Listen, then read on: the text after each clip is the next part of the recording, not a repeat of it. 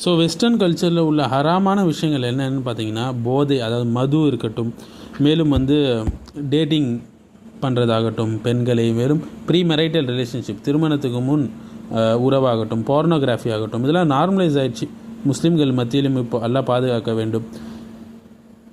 மேலும் இந்த LGBTQ, அதாவது லூத் சமுதாயத்தோடைய இந்த செயல் மோசமான ஒரு செயல். அடுத்தது ரிபா பேஸ்டு எக்கனாமி. பெரும்பாலும் வெஸ்டர்ன் ஃபைனான்ஷியல் சிஸ்டம் என ரிபா பேஸ்டு ஒரு எக்கனாமி தான்.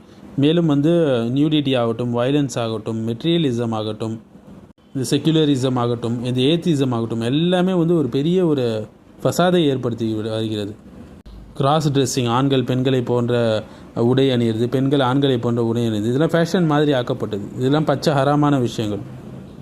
கேம்பிளிங் ஆகட்டும், எக்ஸசிவ் ட்ரக் யூஸ் ஆகட்டும், மேலும் இந்த லிவிங் டுகெதர் கலாச்சாரங்கள், அது ஹூக்கப் கல்ச்சர் ஆகட்டும், கோஹாபிட்டேஷன் ஆகட்டும், எல்லா ஃபித்னாக்களும் அங்கே தான் இருக்குது. நம்ம கல்ச்சர் எவ்வளோ